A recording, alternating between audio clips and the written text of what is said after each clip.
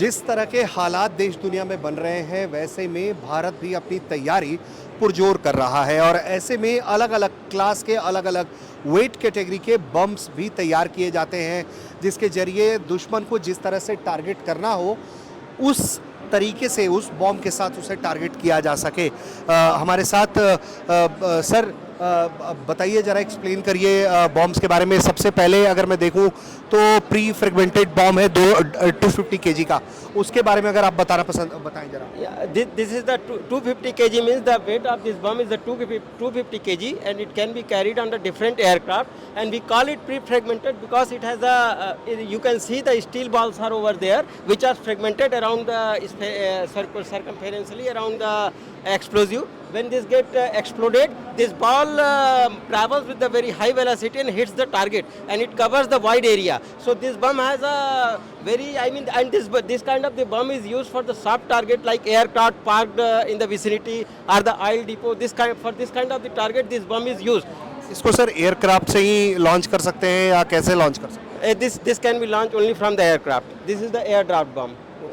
और सर अब हम अगर बात करें 5500 केजी पीएफ बॉम्ब की तो इसके बारे में क्या है? See, this is again the pre-fragmented bomb and the weight of this bomb is the 500 kg class. So the area destruction capability as compared to the 250 kg will be double for this class of the bomb. So depending upon our requirement, we carry these bombs.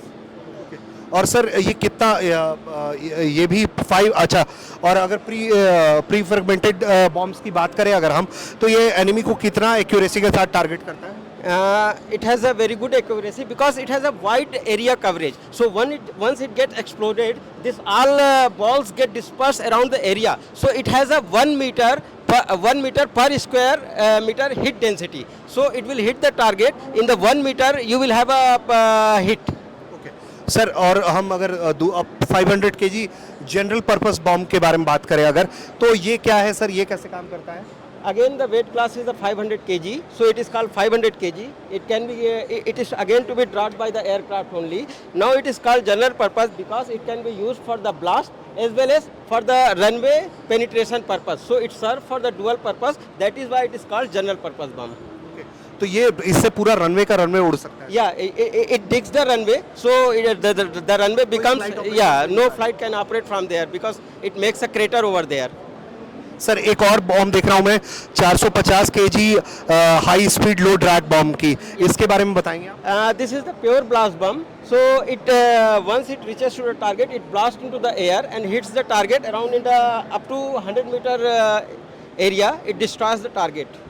और इसकी भी accuracy accuracy is because it's a air draft bomb, so it has their own natural accuracies. But these bombs can be equipped with the precision guidance kit, so they will have a pinpoint accuracy once it is equipped with the precision. और इसमें इन सारे bombs में हमारी technology Indian he technology? This is purely indigenous. Nothing has been used outside.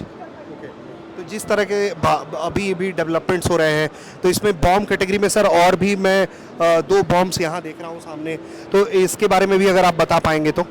Again, these are the higher weight class bombs, that 1000 kg general purpose bombs. So we use these bombs depending upon the what area we have to destroy. So we have to destroy the smaller area. We use 250, bigger than 500, then more bigger than 1000 kg. It gives the more. The pilot the more.